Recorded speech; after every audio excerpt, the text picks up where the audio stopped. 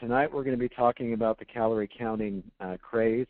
And so I want to first start off by just reviewing the activity and the homework assignment for last week. But I wanted you to identify the foods that you can't live without. So, we all have foods that we enjoy, and the goal is to make sure that you're still able to eat those foods in moderation. So I want you to identify what those foods might be. The next thing I asked you to do was to identify the 5 go-to protein, fat, and carbohydrate sources. And those are typically going to be quick and convenient or go-to meals. So think about your top 5 protein sources that can be quick and convenient, your top 5 fat sources that can be quick and convenient, and then of course your 5 top carbohydrate sources that can be quick and convenient. So we're going to talk about about macronutrients. What is a macronutrient? Well, macro means large, nutrient means it's vital or essential to life, and there are 3 of them. You should know that at this point, but you have your protein, your fats, and your carbohydrates. Now, each macronutrient yields a different number of calories, but 1 gram of carbohydrate yields 4 calories. 1 gram of protein yields 4 calories. And 1 gram of fat actually yields over twice as many calories. It yields 9. And then, of course, water, assuming that there's nothing in the water, has no caloric value. And then alcohol yields 1 gram of alcohol yields 7 calories. So that's important to understand because we're going to be talking about calories tonight. So what is a calorie? A calorie is a unit of measure. It's used to express the energy value of food. And I use this example of mass because, what we use to express how much something weighs is, we use pounds. And a calorie really isn't any different. It's just a unit of heat, a unit of measure. And so it's technically defined as the amount of heat necessary to raise the temperature of 1 gram of water by 1 degree Celsius. What that really means is, what they do is they take a particular food item and they put it in what's called a bomb calorimeter, and they slowly start heating the bomb calorimeter. And then as the food item heats up, it increases the temperature of water, and that's how they determine what the caloric value is of a particular food. But it's just a unit of measure, so just think of it that way. Now, it's important that you understand the importance of this, understand the energy balance, and there's 2 laws we want to take into consideration. And the first one is the first law of thermodynamics, and the second one is the law of conservation of energy. But basically what these 2 laws state, that the energy that goes into your body has to be equal or greater than the energy that goes out of your body. Otherwise, it's converted from one form to another. And a law is an absolute truth. If you take into consideration the law of gravity, if I drop something, it's going to fall and hit the ground. Well, these 2 laws are absolute truths. So, there are approximately 3,500 calories in 1 pound of fat. So if you consume 3,000 calories and you burn 3,000 calories, there's not going to be a change in your body mass. Now, your body composition might change, but there should be no difference in your actual body mass. Now, if you take in 4,000 calories and you only burn 2,000 calories, well, that's a 2,000 calorie surplus, and of course, there's going to be an increase in your body mass.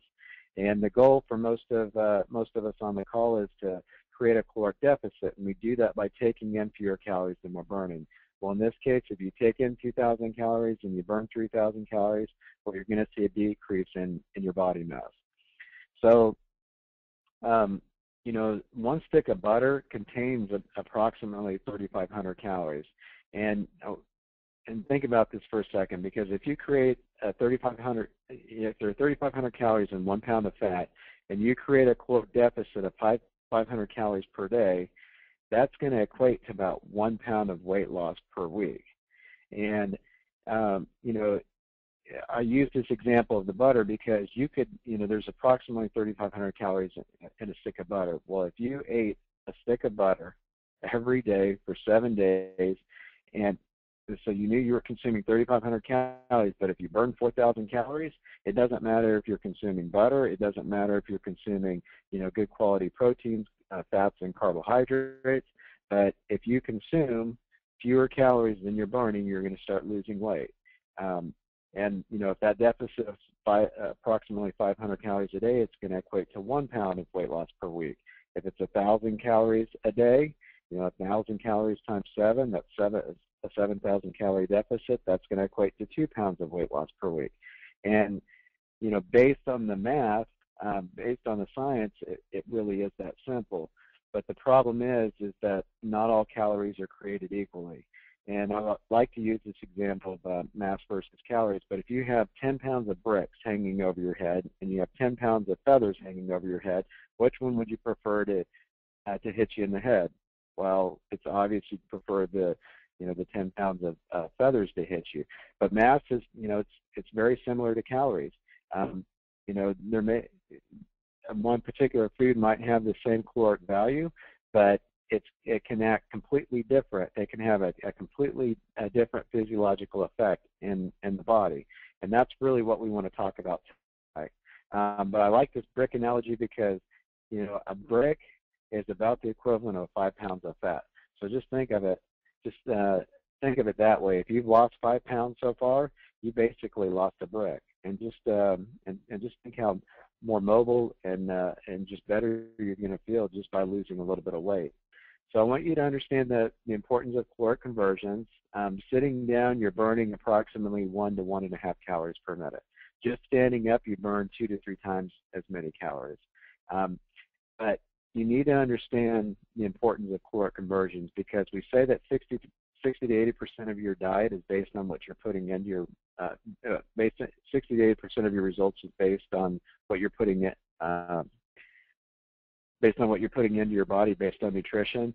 But you also have to understand that exercise is just as important because you would have to run approximately 1 mile to burn off the calories in 1 large banana. The average person would have to run 1 mile to burn 100 calories. And in a medium to a large size banana, they're approximately 100 calories.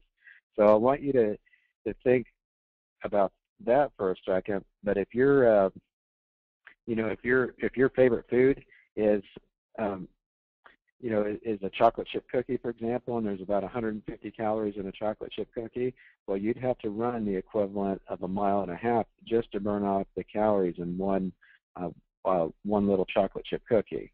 And so why should you count calories? Well, most people underestimate their caloric consumption by 48%, and 9 out of 10 Americans have no idea how many calories they're actually consuming. When we talk to people for the first time, they really don't know how many calories they're actually taking in. And I want to use this example of a slice of pizza, but an average slice of pepperoni pizza contains about 480 calories. We'll say it's close to 500 calories. And this is where people get into trouble because they'll do great Monday through Thursday. They're staying disciplined. They're having their 5 to 6 small meals. They're balancing their meals. They're balancing their protein and fat and carbohydrates. And then all of a sudden, Friday night rolls around, and they decide to go out to dinner with some friends, and they're like, "Well, I've done really well all week. I'm going to reward myself." Well, they're going to reward themselves by having a couple slices of pizza. Well, a couple slices turns into 6 slices. Well, 6 times 500, that's a 3,000 calorie. That's a 3,000 calorie meal right there. And just to give you an example, let's say you stay disciplined Monday through Thursday, and you create a deficit of 500 calories a day, and you sustain that over 7 days. Well, that's a 2,000 calorie deficit. Well, in just one meal, you not only negated all the progress that you made during the week, but then you set yourself back at an additional 1,000 calories, and that's just Friday night. And that's not including obviously any alcohol consumption or anything to that extent. But that's just Friday night, and then Saturday and Sunday, people are typically going out to eat. Sometimes they're not as active, especially on Sundays, and just one meal or just the weekend can set you back 2 to 3 weeks, if not longer than that. So you really want to be careful, especially on the weekends. So why should you not just count calories using an app? For one, it's misleading. it can be very misleading. Not all calories break down the same way in your body. And number two, you're still following the diet mentality and the psychology of deprivation. We talked about that during the first webinar, but when you're just counting calories, you're still following that dieting mentality. And you can't just manipulate your calories because they don't all break down the same way inside the body. And you have to make sure that you're feeling satiated or that you're feeling satisfied, because if you don't, that's going to lead to the psychology of deprivation, where you'll do great for a few weeks, and then all of a sudden you're going to have that binging episode, you're going to feel guilty, and then you're going to have a tendency to blow it. So most food tracking tools and number three, most food tracking tools are not completely accurate. And just to give you an example, like MyFitnessPal, Lose It, Calorie King, even the PG Fit app, they're great tools and resources to use to help you track your caloric intake, but they're not completely accurate because they don't know the serving size. You can even still go in and put the serving size, but that doesn't necessarily mean that's going to be completely accurate. So what I recommend is taking the best of that particular food, the worst, and then finding something kind of in the middle and basically taking the average of it. Because even if you go to a restaurant and they say there's approximately 500 calories in a particular dish, well, you don't know if that's completely accurate. So it's always good to overestimate. So typically whenever I'm tracking calories, what I'll do is I'll add an additional 20% just to make sure that there's no room for error. Number four, you will need to weigh and measure your food at some point. And this is really important to understand. You don't have to weigh and measure your food for the rest of your life, but it's important to do at some point, because you may think that you're having a cup of cereal in the morning or whatever the case might be, but that cup might actually be 2 or 3 cups, and you'll never know that unless you actually weigh and measure your food. Using your palm is a great start, and in fact, most people can see results just following that simple method. But if you want to continue to see results and you want to be able to really improve your nutritional habits, you'll have to start weighing and measuring your food at some point. And we recommend doing that by just writing it down, and then not only writing it down, but breaking down your macronutrients. So writing down how many calories you're taking in and actually looking at how many grams of protein, fat, and carbs you're taking in. Do you need to do that long term? No, you don't. But it's always good to go back and do that, even if it's just for a day or if it's just for the weekend, a Friday, Saturday, and Sunday, because that can really be enlightening, and it can tell you, it can help you understand some of the problems that might be or some of the problems that might be actually setting you back. So the energy that's going out, so we talked a lot about the calories that are going in, and of course that's everything we're eating and drinking. But the energy that's going out, the energy that we're burning, is basically broken down into 3 areas. The first one is your basal metabolic rate, and that contains that's about 60 to 70% of the total calories that you expend. Your basal metabolic rate is basically how many calories you burn in a resting state. Then your physical activity can account for about 25, upwards of 40% of the calories that you burn. And that's one of, you can control your basal metabolic rate to a certain extent by increasing your lean muscle mass, but you're going to have a lot more control over your physical activity. And our goal is to help you burn an extra 300 to 500 calories throughout the day, and just by increasing your activity level, you'll be able to create that 500 calorie deficit. And then the last one is the thermal effect of food, and that accounts for anywhere between 5 and 10% of the calories that you burn throughout the day. And that's really your metabolic rate. What thermal effect of food means, it's also called the specific dynamic action of food, but basically the macronutrients are broken down at a different rate. Fat, when your body breaks down fat, it only has to work about 3 to 5% harder just to break it down. Well, with carbohydrates, depending on the complexity of them, your body only has to work 5 to 10% harder. But that's why protein is so important, because your body has to work 17 to 20% harder just to break down the protein. You know, we talked about how your metabolism is like a fire. You want to make sure that you're adding those logs, which is like the protein. You're adding a couple pieces of coal, which is like the fat, and then you're taking the gasoline and you're putting it on the log and the coals, and that's like adding in the carbohydrates. The key is to make sure that you're balancing your protein, your fat, and your carbohydrates, because that's going to help increase your metabolic rate, and of course it's going to help stabilize your blood sugar. And your blood sugar should be somewhere in that range of 80 to 120 milligrams per deciliter. And when your blood sugar is stable, you'll be able to burn fat efficiently. If your blood sugar drops, you start burning muscle, and then if your blood sugar spikes, then you're going to start storing fat. The key is to make sure you keep your blood sugar stable so that fat is released into the bloodstream. It's absorbed by the muscle and it's used as energy. So I want to give you a couple of questions, and then I want to give you a homework assignment. But the first question I want to ask you is, what is a calorie? So we just talked about this, but what is a calorie? The second question is, are all calories created equally? So think about that for a second. Are all calories really created equally? The next question I want you to ask yourself is, how far would you have to run to burn off the calories in your favorite food? We said that there's, the average person would have to run 1 mile to burn approximately 100 calories. So, I was talking to a client about this morning, but he loves to have a couple of beers, and he knows that if he has 8 beers, that's basically the equivalent of what he basically can consume on a daily basis. And he's never going to completely cut that out of his diet, but he knows that how many calories are in his favorite beverage, and how hard he would have to work just to be able to burn those off.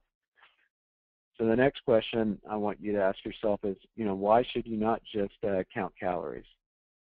Why is it important to also look at your macronutrients? Your protein, your fat, and your carbohydrates. And then really the activity that I want you to do is going to be to log and weigh your food for 1 day. I'm just going to ask you to do it for 1 day, but log it. When you actually physically write it down on a piece of paper instead of using an app, for some reason psychologically it makes a difference. I know for me personally, one of the things that I'll do is typically every quarter, and I don't know why I started doing this. I started doing it a few years ago, but every quarter I'll sit down and I'll start logging my food, and then I'll start weighing and measuring everything. I don't do it for 2 to 3 months, but I'll do it for a couple of days, maybe upwards of a week, just to kind of make sure I'm staying on track. And that's a you don't have to do it every quarter, but you could do it a couple times a year, just to kind of give you an idea of whether whether or not you are making good choices, and whether or not you're actually eating the right amount of protein, fat, and carbohydrates. So I would encourage you to log and weigh and measure your food for 1 day. And then you can use this website. It's actually one of my favorite websites, but you can go to calorieking.com to help you count your calories. Of course, you can use the you can use the apps like MyFitnessPal or Lose It, but I like Calorie King because it's just like the major search engines like Google. You can just go in and put in the item, and then it'll give you it'll give you everything that it has in the database that might represent that item, and then you can see on the right-hand side, how far you would have to run, or how much activity you would have to do to burn off the calories in that particular food. So with that being said, I'm going to go ahead and stop the recording, and I want to go ahead and open it up to any questions